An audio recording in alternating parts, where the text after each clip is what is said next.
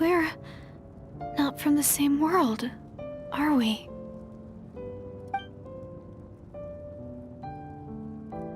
Wait, but that's great! That means the world isn't going to end. In that case, tell me, what happens to Conria? What happens to my homeland? No, wait. Don't answer that. We can only fight for our future. If the future is unknown, I still believe the Savior can turn things around. I'll carry on looking for him. Even if you're not there to protect me. Although, in a way, I've already found my Savior.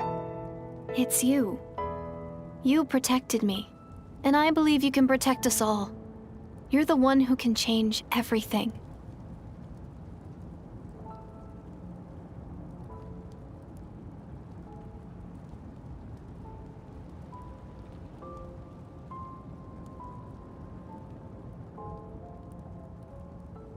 It's just too bad that we're not from the same time or place.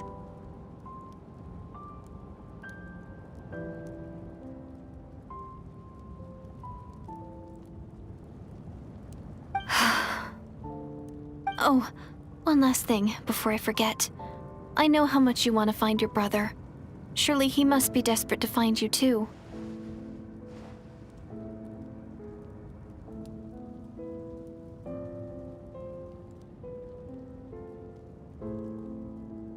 So, is there anything you can give me as a memento? Proof that we met?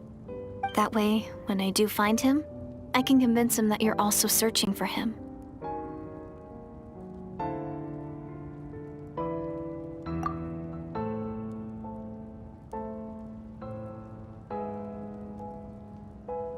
Huh? What is it?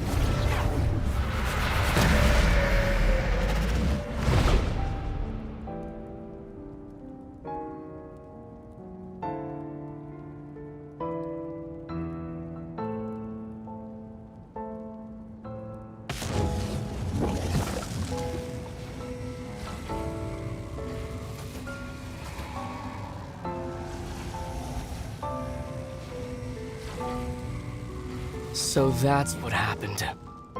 Istaroth, the ruler of time, must have had a hand in this. There's no other way that this meeting could have taken place.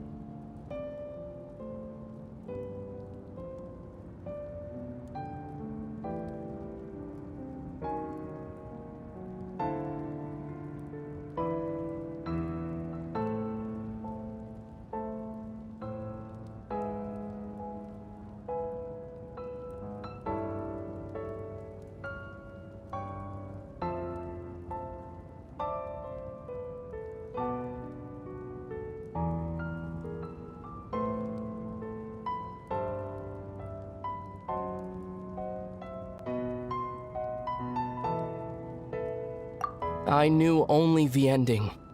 I've always been curious about the events that led to it.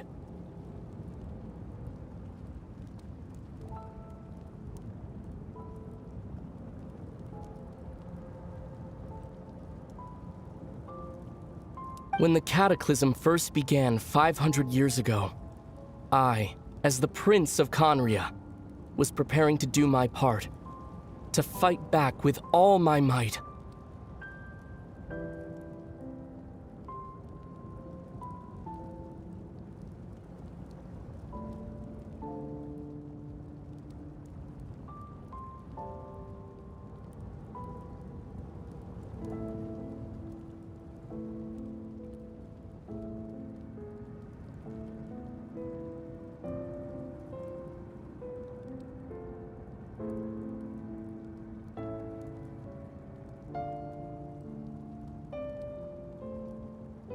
But then this girl, Diridith, she found me.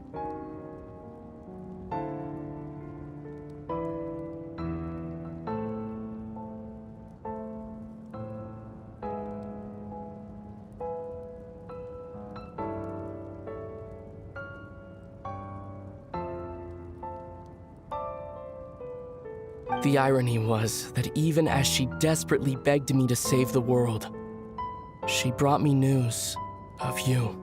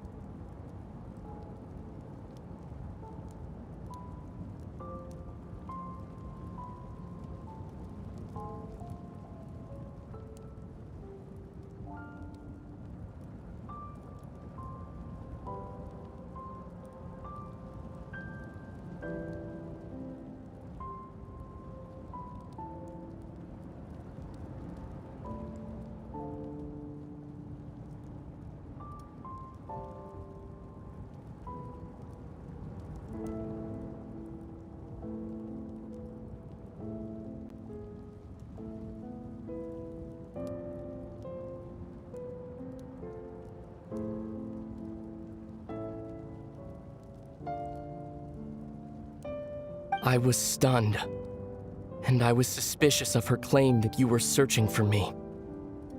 But then, she showed me the key to your hibernation chamber.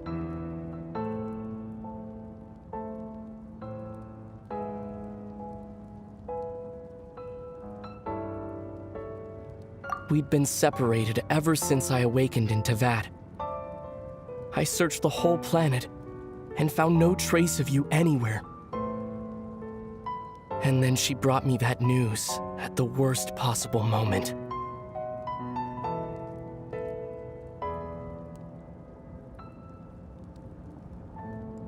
I was faced with an extremely difficult decision. I desperately wanted to see you again. But Conria was in equally desperate need of my help.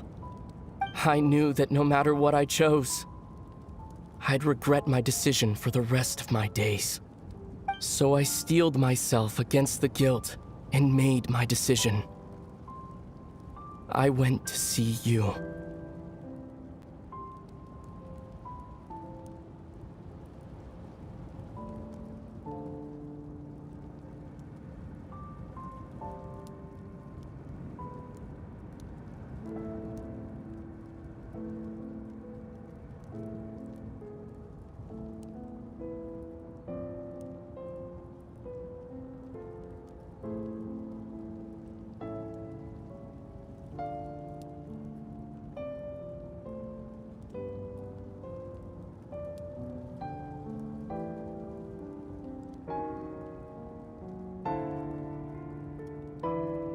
But when I found you, you were still in hibernation. Even the key to the chamber was still secure on your person.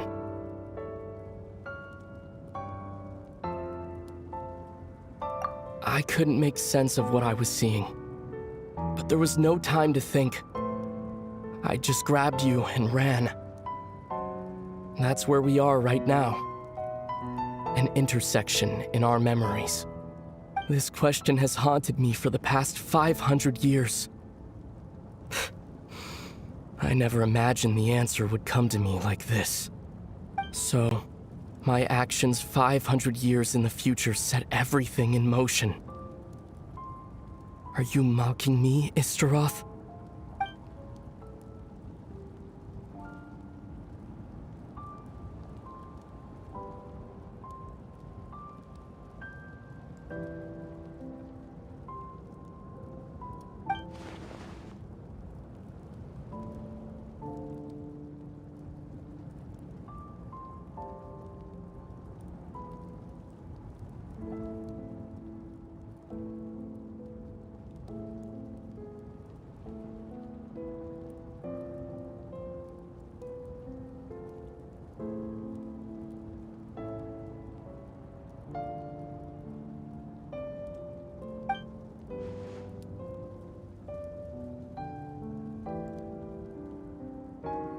Not yet.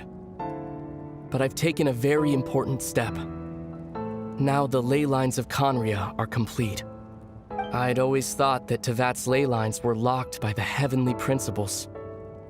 No more can be added, and existing ones cannot be replaced.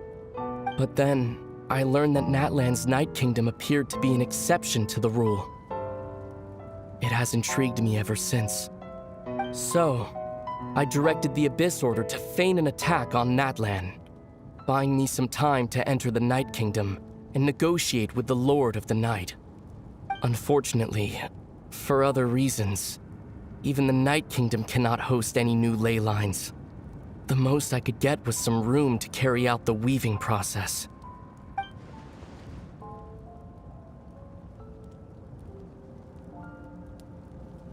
Still, I received the Lord of the Night's permission and activated the Loom of Fate, using an Teyvat as the base. I was able to grow a realm based on the Conria of 500 years ago, superimposing it over present-day Natlan's space-time. That superimposition is what allowed you and Diridith to cross paths.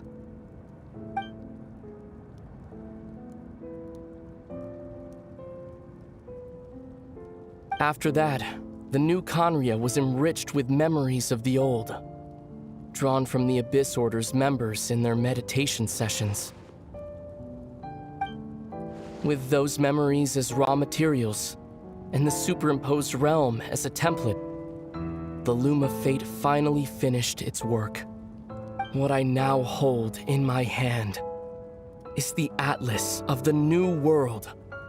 This is the product of the Loom of Fate, holding within it the entire network of new Conria's ley lines. With this, the nation once known as Conria can rise again. One day, I will find a suitable host location for it.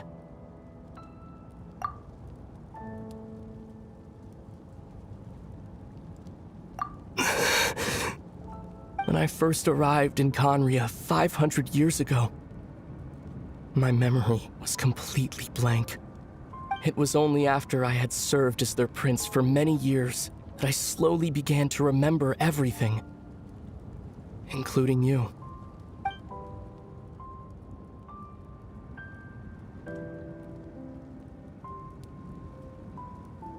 But recovering old memories didn't simply erase the part of my life I spent in Conria. I still see it as my second home. That is why my guilt weighs so heavily on me. But even so, that only constitutes part of my motive. More importantly, if I wish to speak with the heavenly principles as an equal, I will need the might of an entire world behind me. Huh?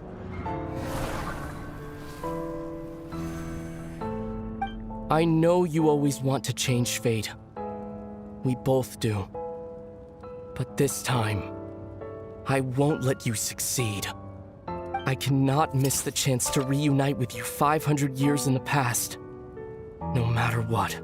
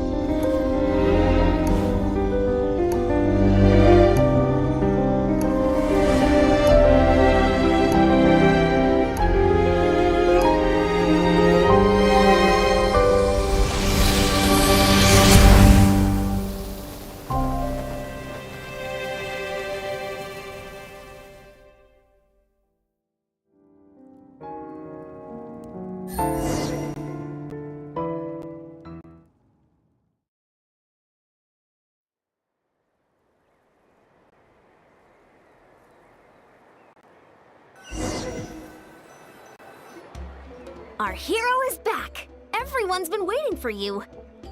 The Abyss Order made a full retreat before our forces even arrived on the scene. All thanks to your efforts, no doubt. Oh, and Mr. Dainsliff's, of course. What's wrong? You look upset. Paimon doesn't know the details either. The Traveler just disappeared after taking Deirdre's hand.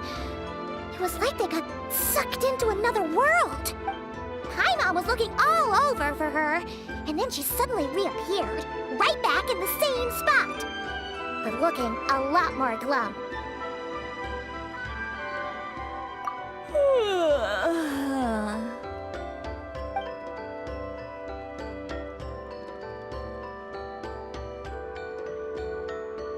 I think I got the gist of what happened. Something to do with your brother? I spoke with the Lord of the Night in a dream just now, and learned quite a lot. Huh? You met your brother? And you didn't think to tell Paimon right away? Well, never mind. Paimon can see that you're pretty down right now. But let's go over everything later, all right? What your brother accomplished? It all but defies comprehension. I was stunned when I heard about it too. But what surprised me the most was that the Lord of the Night actually chose to allow it. The Lord of the Night did try to explain it to me, but in a word, it's complicated. During the war with the Abyss, miHoYo had an argument with the captain. miHoYo believed that we should fight to protect our culture and memories, while the captain believed the preservation of the ley lines should come before all else. So, the Lord of the Night was very intrigued when presented with the Loom of Fate, and informed of its ability to weave ley lines. She saw your brother's actions as a potential third option, namely to preserve an entire nation in the form of an atlas. Preserve a nation? You've definitely lost me now. You're not the only one. Paimon's got no idea what's going on either. With that in mind, the Lord of the Night gave the go-ahead once she was satisfied that the Loom of Fate wouldn't have any real effect on Natlan. However, I believe she imposed an additional condition of her own. An additional condition? Did she ask for something in return? No idea. She wouldn't tell me what it was. Huh. Alright, well, let's not overthink this for now. We just won a war! Time for a well-earned drink to celebrate. I trust the Lord of the Night unreservedly. I'm sure she only involved herself to take a problem off our hands, so it's one less thing for us to worry about. Don't you agree, Traveler?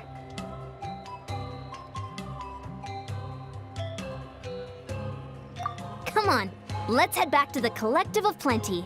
Oh, Veressa should be there too. We'll treat you to a real feast.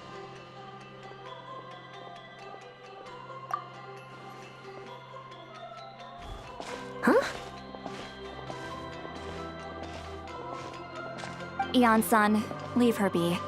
This might be hard to understand for an extrovert like you, but some people need alone time to recharge every once in a while. Traveler?